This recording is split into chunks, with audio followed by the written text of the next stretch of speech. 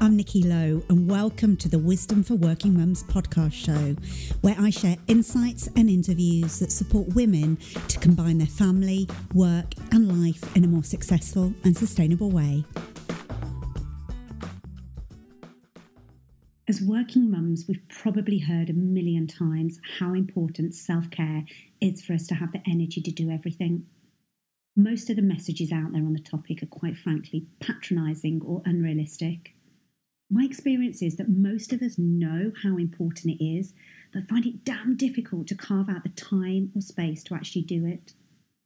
But if self-care is the answer to us having the energy to do everything we want in life without losing our sanity and well-being, how do we actually integrate it into our lives in a way that works for us? Well, today's guest on the Wisdom for Working Mums podcast show has the answers for us. Suzy Reading is a Chartered Psychologist specialising in wellbeing, stress management and the facilitation of healthy lifestyle change. She's passionate about empowering people with the tools of self-care to help them weather and recover from periods of stress, loss, change, and to boost resilience in the face of future challenges. She's the author of The Self-Care Revolution and Stand Tall Like a Mountain, her latest book on mindfulness and self-care for children and parents. Suzy is a busy working mum of 2 children. She's a yoga teacher and a health coach. She's a contributing editor for Psychologist magazine, and she's also the psychology expert for the wellbeing brand Neon Organics. And in this conversation, Suzy and I talked about how we cope with life in its full glory and protect ourselves from life's curveballs as working mums. Suzy shares that when motherhood collided with the terminal illness of her father, that's when she really understood the true importance of self-care. And that really until we're tested by life, we don't really think about our relationship with it. But if we don't nourish ourselves, we can't nourish those that mean the most to us. Suzy has a really practical, down-to-earth and easily accessible approach that she's developed not only as a health coach and expert, but as a working mum that's been in the trenches of life's challenges. And in this conversation, I felt like I was talking with my best friend because Suzy's wisdom is just so profound and her approach is just so gorgeous. So dive into this podcast and enjoy being in the company of a brilliant woman, because I know I did. And I'd love to hear your thoughts. So hop on to Instagram, Facebook, and share with me your thoughts on this podcast, because I'd love to hear from you.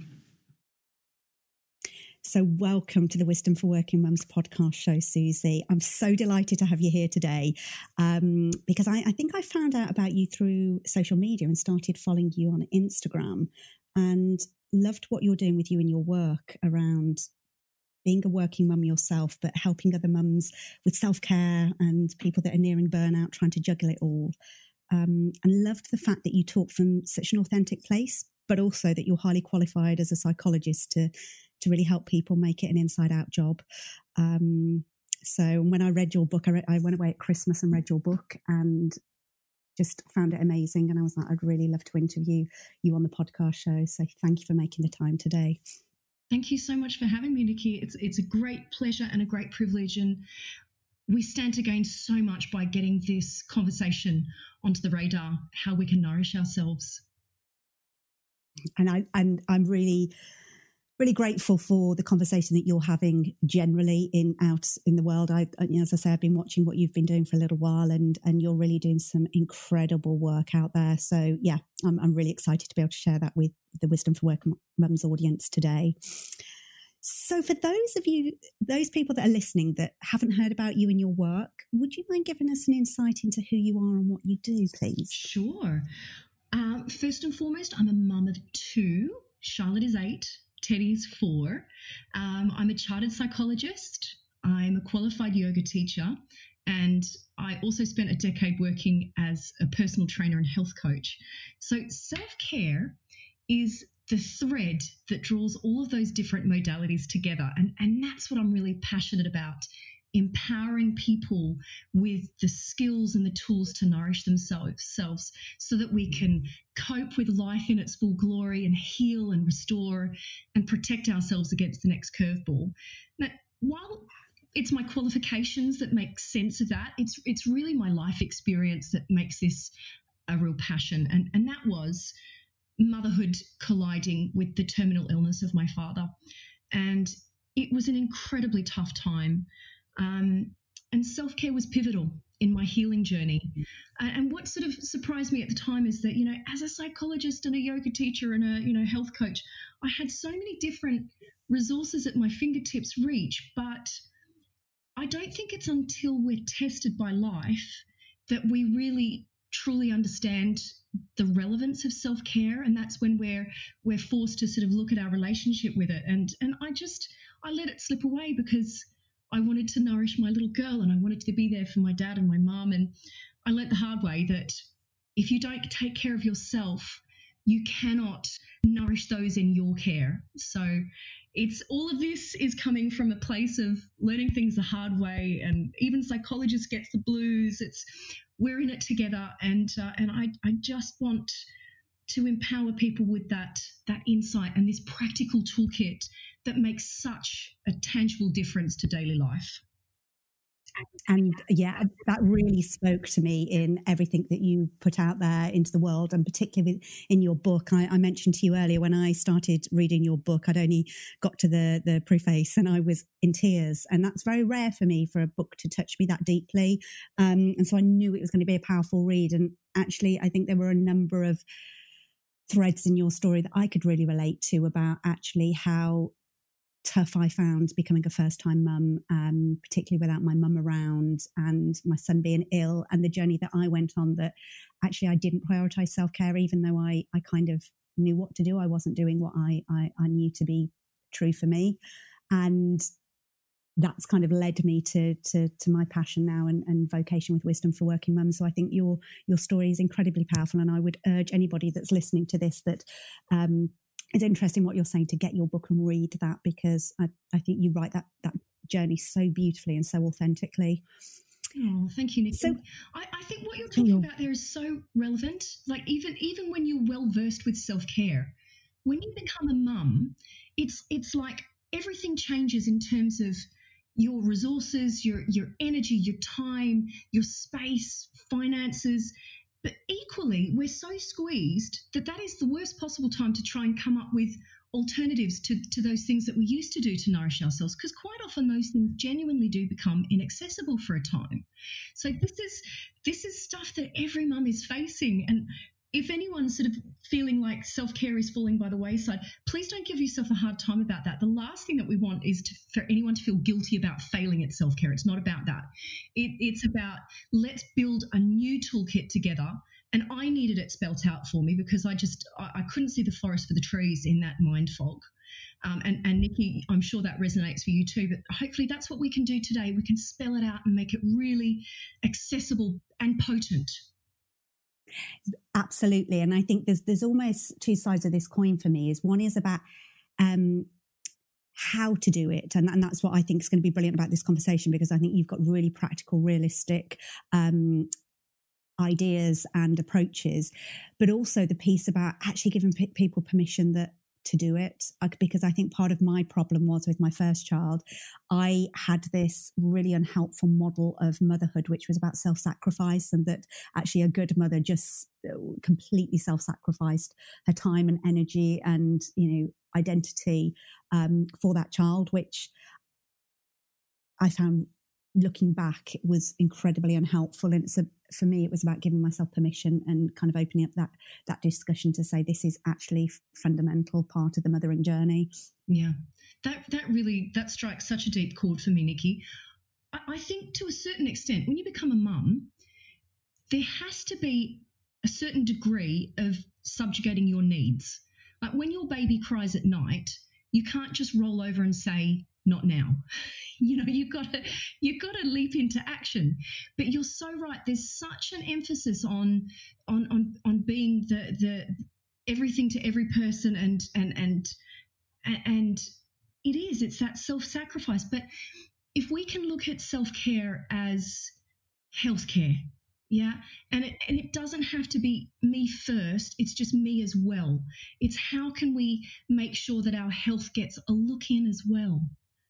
And that's the stuff that allows us to keep giving and keep going. And I know that can still sit uncomfortably for mums, and that's how I felt. I just wanted to put my daughter first all the time, but she needs me to keep giving and keep going. And motherhood is not a sprint; it's a marathon. She's 8 years old now. She still needs me, and she's still going to need me for decades longer, as my mum would say.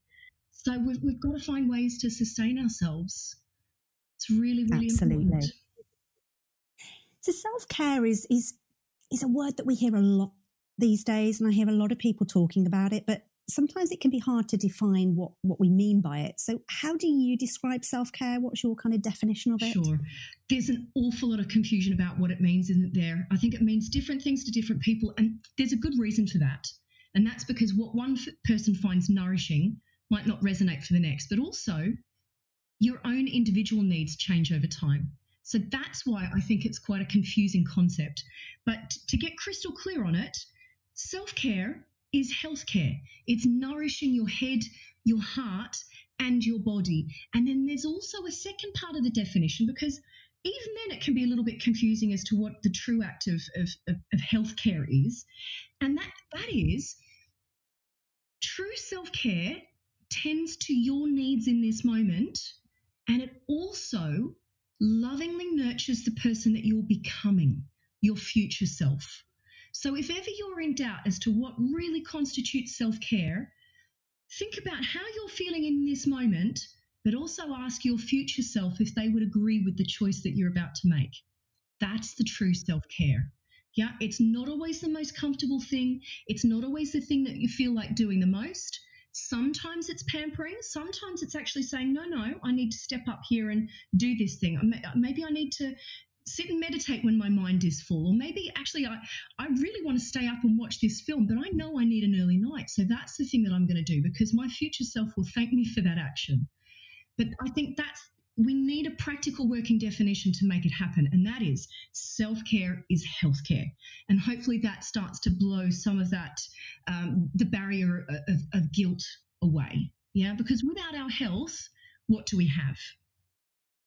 Absolutely. And I think that's a really powerful distinction there, actually, about the future self piece, because I was only speaking to you earlier to say that, my 8-month-old daughter is not sleeping at the moment. We've probably had 2 weeks of really not badly interrupted, but just not good quality sleep. And I'd been having quite good quality sleep. So it's hit me quite hard. So my energy levels are really low. And my husband had, at the weekend, brought a packet of chocolate hobnobs that have been in the kitchen. And I don't like to have chocolate in the house because at the moment with my energy low, I crave sugar. Yeah. And I know actually my future self doesn't thank me for that. And I ended up eating half a packet of hobnobs yesterday. And literally within an hour of eating them, my energy was worse. And it was one of those. So that's a, classic definition of actually that could have been self-care of, actually just treat yourself. You're having a hard time of it at the moment as a mother. But actually my future self was like, why did you do that? That hasn't helped us at all. It's hard, isn't it? I think that's the thing. Self-care is not always easy. It's not easy to make the healthy choice.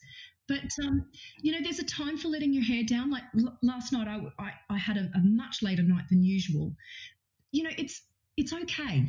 We can't give ourselves a hard time.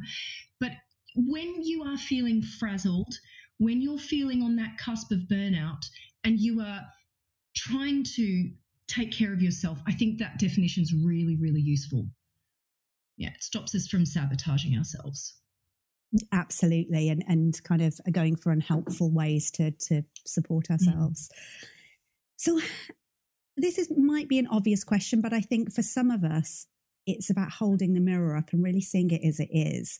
But why do you believe it's important for women, particularly working mums, to integrate self-care into their lives? Okay, I think it's fivefold, and there are 5 really, really good reasons why every mum, especially working mums, need daily self-care. And they are, we need self-care to help us cope in the moment. And I'm talking with stress, I'm talking with conflict or demanding clients, or, just the demands of parenting. It's inherently stressful.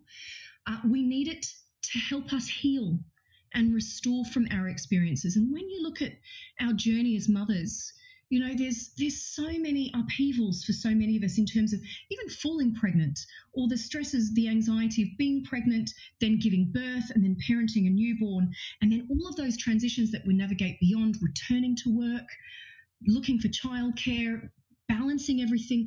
We need self-care to help us heal and restore. And then thirdly, we need it to help us create a protective buffer against the next curveball. And those curveballs, let's take a look at those. They're not always negative. You know, yes, maybe we're up all night because our cherubs are ill, or maybe we incur an injury, or there's stress on the job front. Or equally, you know, what if you want to plan a holiday? That's stressful. Or if you score a promotion, or if you've got to travel for work, you know, these things, even things that we greatly aspire to, you know, house renovations, they all incur an energetic tax. So we need to be proactively taking care of ourselves so that we are best placed to respond resourcefully to the next thing that's required of us. And then two more reasons. The fourth reason is that well-nourished people tend to be kinder and more compassionate. So if you think about any quality that you aspire to possess as a mother, as a businesswoman, as a partner, wife, daughter, you are more likely to model those behaviors when you have nourished yourself. So self-care gives us access to the best version of ourselves. And for those of you that feel guilty about it, think of it this way: self-care, it truly is the ultimate win-win. Yeah, when you look after yourself, that is when you can pitch up and be who it is that you want to be in this world, on the career front, on the home front, you know, in our communities. Yeah. And then lastly, that fifth reason, if you want to raise resilient and compassionate kids, and who doesn't, we need to be modeling self-care.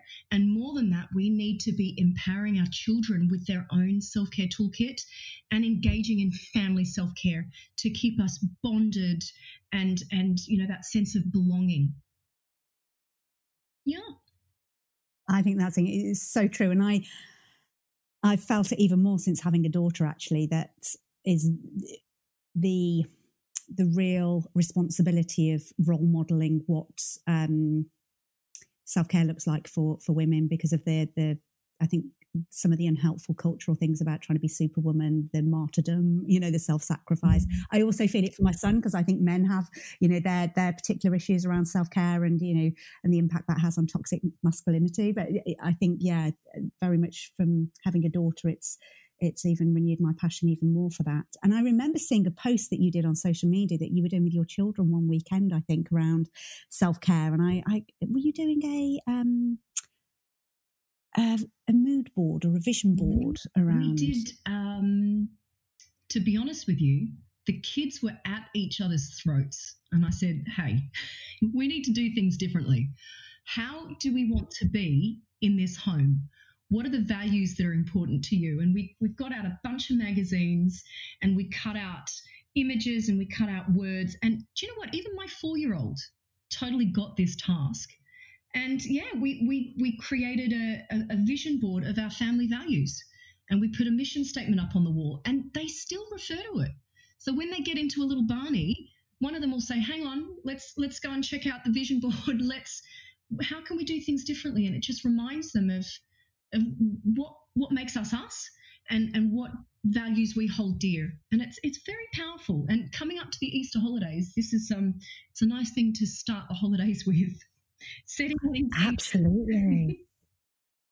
That's such a, you know, it's such a fun activity to do, but such a powerful practical, you know, that I think a lot of people, because often we think about, yes, so how do we role model this? And it's great in the theory of it, but to bring it, and that's what I love about everything that you're doing, is that you're making it really pragmatic, really achievable for kind of busy working mums. And fun. Yes. Yeah. In your book, you share, I think, one of the best models that I've ever seen for self-care, and it's called the Vitality Wheel.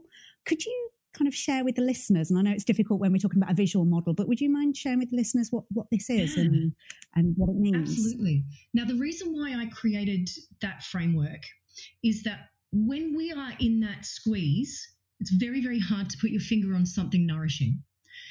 what I find useful is having a diagram or a framework to refer to. And I created the Vitality Wheel for that purpose, to connect you with something life-giving and accessible in the moment. So it's essentially a wheel with 8 spokes, each representing a different way that you can take care of yourself. And the spokes aren't designed to be distinct. You'll notice that one type of nourishing activity could fall into a different number of them. That's fine. And if you want to call the spokes something else, that's cool too.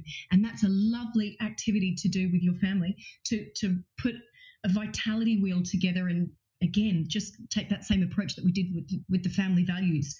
Stick pictures on and get the whole family involved, annotating it with the kind of tips and activities that resonate for you guys. But let's go through the spokes of the wheel.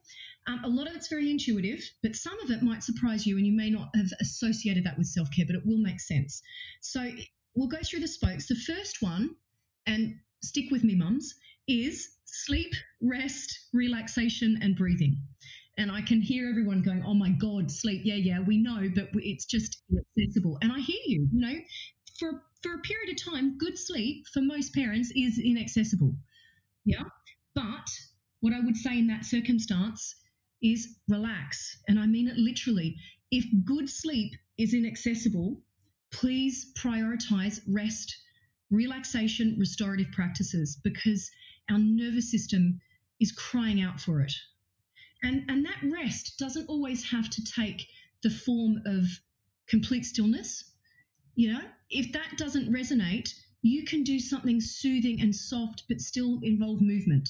So what's important is finding a way to relax where there's an absence of striving, an absence of ambition, effort, that just allows you to soften into the moment. Can I give it my favorite tip here for relaxation? Please do. Legs up the wall. Are you familiar with that one, Nikki? Yeah. It's a yoga pose. Yes. Deeply, deeply restorative. If lying with your legs up the wall feels like a big stretch for your hamstrings, then you can always lie on the floor and slip your legs up and over the base of the sofa. So your leg is held at a 90-degree angle, and it's that might be more comfortable. But just 5 minutes of softening and dropping, I mean, that's, in place of a nana nap. I'm a big fan of nana naps, don't get me wrong. But, when your cherub goes down for a sleep, the first thing, let it be something soothing, even if it's just 5 minutes. Top up that energy bank and then crack on with the myriad of other things that are required of us. Yeah, and I love that. And that's really a practical, accessible tip, because I know from my own experience that actually to get off that, I find that when my daughter sleeps, I think, right, I've probably got an hour and I've got 20 million things that I want to do. And I automatically go into either dopamine, let's get some stuff done and ticked off the to-do list, or I go into my adrenaline, cortisol. And what I really, really need is to go into my soothing system and get some kind of oxytocin or whatever running through my body. Absolutely. And I think that's a really accessible one to go, actually just allow yourself 5 minutes. That's all we're saying that's here. It. And what I find is that once I've done that, I am so much more productive and effective after it. Yeah. And another way that you can soothe in the moment, and I think this is really important because, there are times when we've got our hands full all the time. We work with our breathing. Yeah, work with your breathing. You're doing it anyway. Nothing fancy is required. Even if your hands are full, you can still work with your breath. And what you might find is that by elongating and making your breath more spacious, this has a knock-on effect for your cherub as well, because they can feel it. And the mantra is, when you breathe better, you feel better. And I can testify to that. That is, it's so powerful. The connection between the quality of your breathing and the quality of your mind is undeniable. So what I'd recommend there is, you don't have to do anything fancy with your breath, but just feel the sensation of it. Feel the expansion of your in-breath and notice a little pause, and then feel that gentle dropping back to your center, the effortless exhalation and another little pause. Just feel your breath, even if it's just one breath like that. And that, you mentioned the rest and digest portion of the nervous system. We need to promote that to mediate the stress hormones. We live in a society that's we're so plugged in and switched on, and you snooze, you lose. There is such value in rest. There is such value in it. It's vastly underestimated. But for us mums, I think that's probably the most important place to start, is with soothing tools in your self-care toolkit. Shall we move on to the next one? That would be great. So next spoke is about movement and nutrition. All I want to flag here is, because this is relatively straightforward, I call it movement rather than exercise, because a lot of mums will say to me, oh my God, I'm not doing any exercise. When I ask them, well, how often are you still?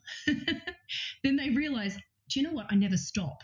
It's not about sport, going to the gym necessarily. If you can get there, that's great. It is any movement for mental health. Yeah, it's move for mental health. It has such a potent antidepressant effect, whether it's hoovering, gardening, having a boogie with your kids, going for walks around the block, whatever it is, just move for your mental health, move for your mood, move for your clarity. And if you are feeling in a funk, the easiest way to change that is to move your body or change your posture. Yeah. It's also referring to, I think quite often when we think about nutrition, we're thinking about feeding the physical body.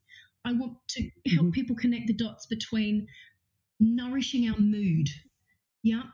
Make sure you're feeding your brain so that you can make good decisions. Yeah. So quite often Scary Mummy pops up, and guess what? It's because we've lovingly prepared meals for everybody else, but we haven't fed ourselves. So make sure that you are eating and watering your system so that you can function. Yeah. Brilliant. Yeah. Okay. Next spoke. It's a big one. Coping skills. So this is about just getting on the radar, the kind of tools that will just help you navigate your day. This is where mindfulness comes in. This is where sort of CBT strategies like chunking things down come in. So when you talk about CBT, that's cognitive behavioural therapy. Yeah, reframing, kind of how you control your thinking. Thoughts so that we're not catastrophizing or generalizing, or it's how to just kind of keep things small, keep our thinking constructive. Can I share a coping tool there?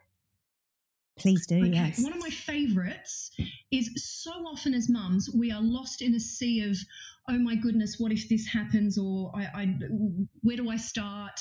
Anxiety, guilt. Whenever you feel yourself in a flap, what I would love for you to imagine, in front of you, there's a vibrant blue circle. And inside that blue circle is everything that lies within your control. And outside of that circle is white. And the white denotes everything that lies beyond your control. So the question is, when you find yourself in that flap, ask yourself, does this lie within my blue circle? Is this thing that I'm concerned about within my control? And I tell you what, a vast majority of the time, the stuff that we worry about is completely beyond our control. And if it's beyond our control, there's no worrying, wishing, there's no effort that will make a lick of difference. So it's pointless. It's a waste of our time, energy, and attention. So ask yourself, what can I do something about?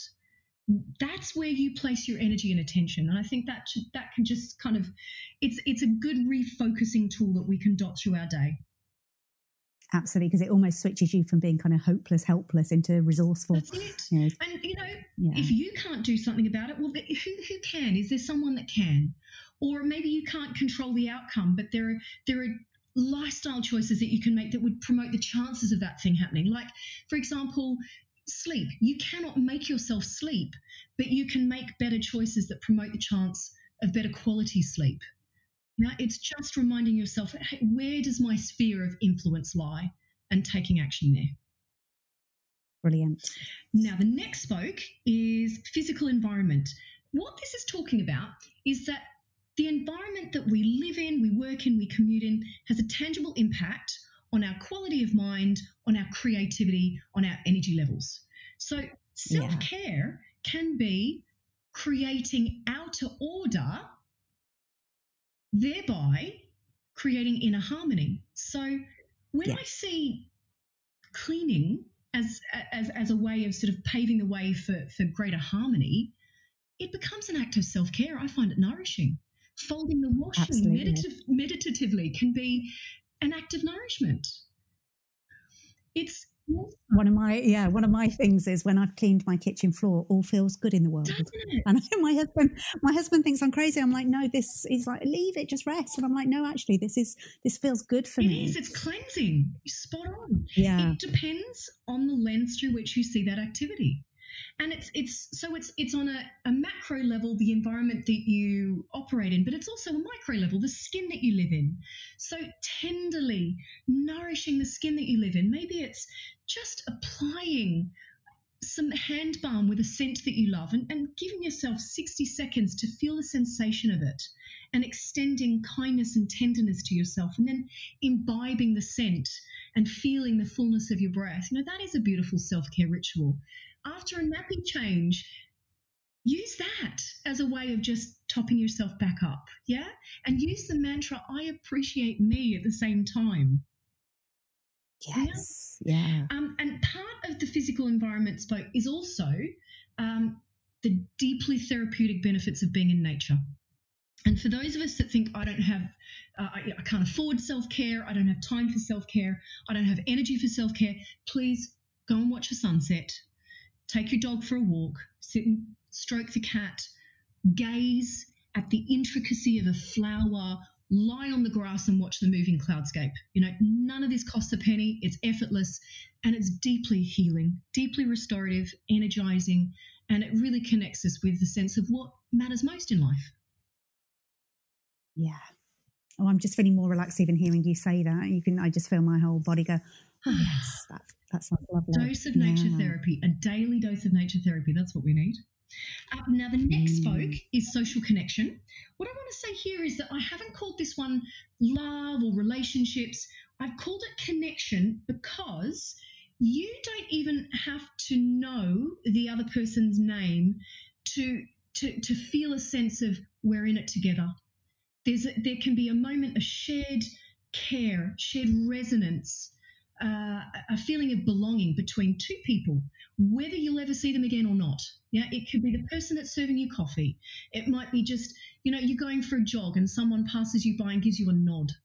Yeah, there is such zest to be mined in looking for these opportunities to plug in with other people. Yeah. So, of course, we want to nurture our close relationships, but just be on the lookout for being in tune with other people and sharing. And what amazes me every time is that when I'm on the lookout for it, there's always someone that's willing to extend that kindness. You'll always find it. Always find it. And it's tremendously galvanizing. So that's a lovely self-care tool.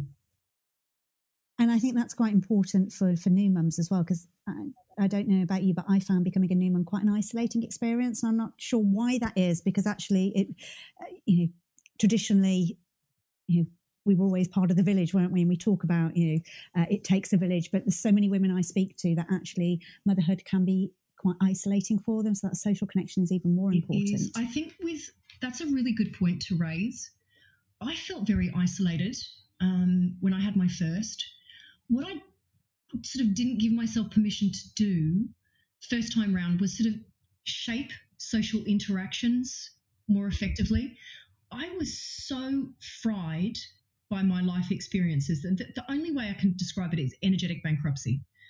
I knew that I needed to be with my friends, but I found that talking for long periods of time or going to noisy places or going to places where I felt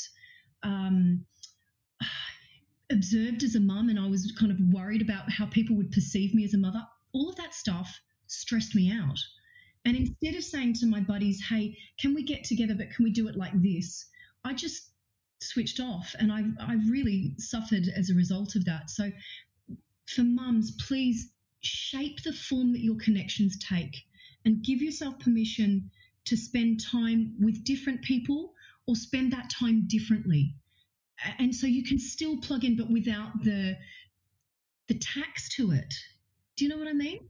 Yeah, I think that is very profound, actually, and it resonates completely with me. And I'm feeling that now. 8 months down the line, second time round, I've felt in really resilient and really loved kind of being a mum second time round and not had, half the issues that I had first time around. But I would absolutely say, I'm aware that my energetic bank account is low, and really thinking about, I'm having to be really mindful about how I spend my energy and in what ways, and put kind of really careful boundaries in place for myself. So I can really resonate with that. We've got 3 spokes left. The next one is one of my favourites, and this is talking about mood boosters. So there are 2 different types of mood boosters. There are mood boosting activities and there are mood boosting skills. So activities that lift our mood, this is all very personal, but it's stuff like using colour that you love, dressing yourself in colour that uplifts you, even choosing a garment or the texture of something that you love, wearing something you feel really comfortable in lifts the mood. It could be listening to a piece of music or watching or reading something uplifting, even if it's a YouTube cat video, whatever it is that gets you feeling uplifted. And then there are mood boosting skills. And these are fundamental. And this is the stuff that, when you're talking about self-care for kids, self-care for families, this is what we're talking about. It is the ability to give thanks, gratitude, appreciation, noticing life's blessings, kindness, compassion, curiosity. And my favorite is savoring. And I tell you what, the family that savors together stays together. Savoring, we all do it, but you might not necessarily know the term. Savoring is the ability to suck the life out of a pleasurable experience. So savouring in the moment, if you were to savour a piece of chocolate, you would give the sensation of it your full attention with all of your senses, the texture of it melting, the flavour, how it feels as you swallow it, the aroma. Yeah, you wouldn't be thinking about your to-do list at the same time. You wouldn't be watching telly, scrolling on your phone, or thinking to yourself, I shouldn't be doing this. That is not savouring. Yeah. You can savour the past by reminiscing. So this is where we build a happy memory bank with our kids. Or you can savour the future by anticipating something joyful that you're looking forward to. I tell you what, when you get good at savouring, when you build that muscle, you have access to a mood alchemist in any moment of any day. It's that powerful. So that's my favourite mood booster. That is one of my favourite ways to top up my energy bank. And it's something that we can all do. It's just naming it, it becomes more salient. The more often you do it, the more effective it becomes. And I think it actually changes the lens through which you see the world. You're on the lookout for moments to appreciate rather than lost in ruminations or comparison or, letting the inner critic loom so large. So if there's one thing that you take away, let it be savouring and have fun with it. And I think that's so powerful because almost our brains are wired for looking for what's wrong or what's not gone right. And so to build that muscle and make it, as you say, part of your everyday living, I can imagine that is incredibly powerful. Build the habit. It's life-changing. Yeah. Now, the last 2 spokes go hand in hand really beautifully. And this is the stuff that people don't necessarily associate with self-care, but I promise you, start working with these things and you will feel an upward spiral of energy and positivity. And they are goal setting and accomplishment and values and purpose. So we're all familiar with goals. Your goal is what you want to achieve. To tap into your values is why you want to achieve that goal. So that's why they go hand in hand. We need to set goals in service of our values. And if you're looking at making the commitment to self-care, I think the very first place to start with is an awareness of what self-care facilitates in your life, the why of self-care. You think about how that benefits the people in your life, how that changes your behavior, your choices. That's the stuff that motivates you to do the rest of the activities in the wheel. So that's a really good place to start. And with the goals, it's not just what you want to achieve. It's reflecting on how far you've come and looking at all the myriad of mini accomplishments in your day. And the fact is, in motherhood, so often it's unsung. No one thanks us for the nappy change. Quite often there's resistance to those tasks. No one thanks us for stocking the fridge. It's we've got to get really good at congratulating ourselves and appreciating our efforts. And that's such a beautiful way to round out our day, to take a look at what went well or just what got done.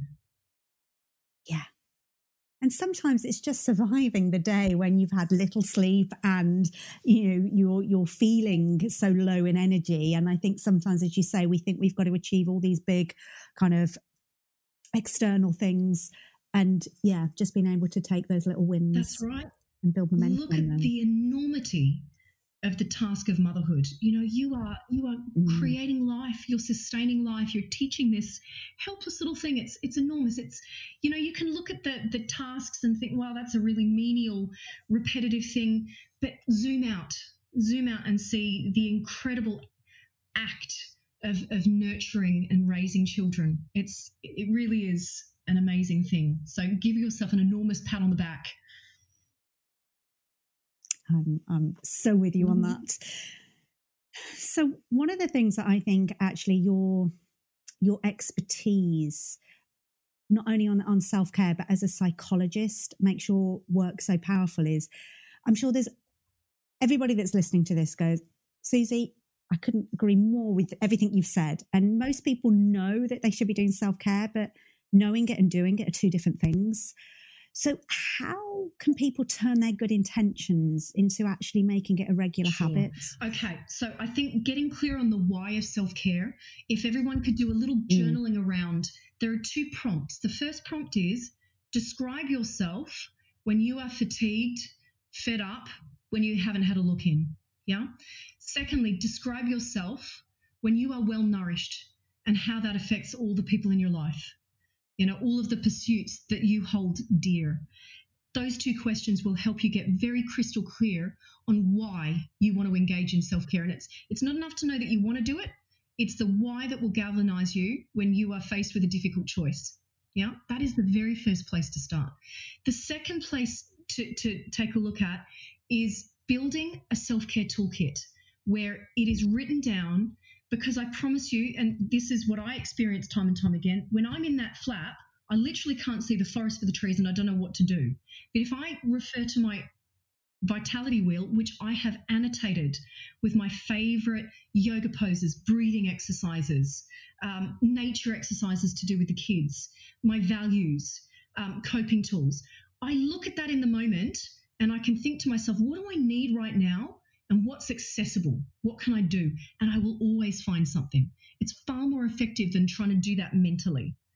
Yeah. So I think get really proactive and annotate that vitality wheel. There's a copy of the vitality wheel on my Instagram feed, which we'll refer to later. Print it out, stick it on the fridge, and jot down your notes on it. Look at it when you're in that moment of squeeze. Yeah. And I think the other thing is let's dispel this notion that self-care has to be grand, elaborate acts. We can make it super simple. Take the micro moment approach. Just dot your day with these little moments of calm, whether it's being with your breath, whether it's doing some chicken wing shoulder rolls where you rest your fingertips on your shoulders, you sweep your elbows up as you breathe in and back and down as you breathe out. Do that 3 or 4 times and you'll feel differently. That's practical self-care. Or how can we take a look at the things that we're already doing in our day and imbue them with a greater sense of tenderness, like how we talk to ourselves, how we eat, how we shower, how we dress. This is how we bring self-care to life. Super simple, really accessible, micro moments, donning our day with tenderness. Love it. And that probably kind of, you've answered this in some ways, but I'll ask it just in case there's this something specific around this, is if there was somebody listening who is in overwhelm right now and is thinking, this all sounds great, but I literally don't have 2 minutes to think and I can't see the wood from the trees. And they might need what I would call kind of self-care first aid before they can think about their longer term approach. Yeah. What would be the one thing you would invite them to do? Okay, absolutely. And I've been there. I totally get it. I know that experience. In that state, you need self-care that takes no energy whatsoever and stuff that you can do in the moment. You know, when your cherub's having the tantrum and you're like, oh, just stop the world, I want to get off. So the kind of thing that it's all about rebooting the nervous system. And the stuff that reboots the nervous system quite often becomes inaccessible to us as mothers, as parents. It's good sleep, it's stillness, it's an absence of stimulation, it's quiet. Yeah, we are starved of these things as parents. So, but there are ways that we can still restore our systems. What I would recommend is, and if everyone can try this, if you've got one hand free, can you just press the back of your hand to your forehead? Or if you've got two hands free, make a gentle fist and the soft fleshy part around the base of your thumb, press that into your forehead as if you're massaging two horns. And as you do that, you'll feel your eyes soften, you feel your jaw release, your tongue relax, and instantly it slows your rate of breathing down. It's just like hitting the reboot button, okay? And we are hardwired to do this. So if you got bad news, the first thing you do is bring the back of your hand to your forehead. Or if you were sitting down at a table, you'd fold your hands and you'd go, oh my goodness, you'd rest your head in your hands. Our body is hardwired to reboot itself. So it's called, in yoga, we call it earthing the brow. And this is why a lot of floor-based poses are so deeply restorative, like child's pose, where you're kneeling and you're resting your head on the floor, or pigeon pose, where you're stretching your hips and you're resting your head on the back of your hands. They're deeply soothing. Now, none of these things take very long, but they will help. And it's a matter of just one foot in front of the other. Keep making deposits in that energy bank until you get back into a place where you've got more beans to play with and you can do more, different types of self-care, like, more active yoga poses or going for walks, or, it's when you're in that state of overwhelm, lie on the grass and look at the clouds. Feel the sunlight on your face. It is about receiving. Yeah. Use a mantra. Maybe it's something like, the world can wait. I soften into this moment. I give myself permission to rest, even if it's just for 30 seconds where you down tools and you say, not now. Yeah. Beautiful. So if there was just one thing that you would hope that a working mum listening to this would take away, and you've said so many incredible things, but what would you hope that one thing would be? I would just hope that, brilliant. If we can all take some kind of nurturing action and build a toolkit, amazing. But if there was just one thing that I would love every human being to do, it would be to extend tenderness towards yourself. Extend compassion towards yourself. There's nothing fluffy about this. Compassion is sensitivity to distress and the motivation to alleviate it or avoid it. Please extend compassion towards yourself. Go gently, be kind, because truly beautiful things blossom from that place of self-compassion. Oh, amazing. So where can people get in touch with you, Suzy, or find out more about what you do? Amazing. Well, all of the tips and tools, everything that I've learned the hard way, are in my books. There's the Self-Care Revolution, which there's more of my healing narrative in there. There's themes of grief, transitions to motherhood, and then a very deep exploration of the vitality wheel. It's light. You can dip into it. It's not heavy. You can open it at any page and find something to play with. And then my second book, Stand Tall Like a Mountain, which comes out on the 4th of April, is all about mindfulness and self-care for children and parents. So that's another place to find tools that are relevant for children and from the family context. And then come and hang out with me on Instagram. Again, that's where I'm sharing all of the lessons that I'm learning. I do a lovely little Monday micro moment session, 9 o'clock on a Monday morning, where we get together and we build the self-care habit together. And each week there's a different theme. We looked at dealing with difficult emotions last week. Next week, I think we're going to look at burnout and overwhelm. So we're going to look deeper at that. And there's just a lovely community there on Instagram where we're sharing our insights and, literally walking the path together. Amazing. And I'll put all of those links into the show notes. So this has been a wonderful conversation, and I knew it would be, but it's been even more than I expected. So just as a final message, what would you like to leave us with? Here's a mantra. This is just something that I'm really enjoying at the moment. I feel my breath come home. And maybe you could rest your hands on your heart and feel the sensation of your breathing. And if you just repeat those words, I feel my breath come home. There's something really soothing about it. Doesn't take long. There's no effort. There's no energy involved, but it's deeply soothing. And I hope that resonates for other people as well. It does for me, because I always explain that I live a little bit away from my body. I'm so in my head. So yeah, that's a beautiful mantra, just to remind me to come back into my body and all is okay. So Suzy, thank you so much for this. And I know that people listening will have got so much from it, as have I. So thank you for making the time today. Thank you so much for the opportunity. You know, all of this stuff, like I said, I've learned the hard way. Please go gently on you, and I hope there are some little tips and tools that will just help you restore your energetic bank balance, and you see those dividends ripple out beyond you. But if there's anything that you're not sure about, drop me a line. We're in it together, and we grow together. Wonderful. Thank you. If you've enjoyed this episode of Wisdom for Working Mums, please share it on social media and with your friends and family. I'd love to connect with you too. So if you head over to wisdomforworkingmums.co.uk, you'll find a link on how to do this. And if you love the show and really want to support it, please go to iTunes, write a review and subscribe. You'll be helping another working mum find this resource too. Thanks so much for listening.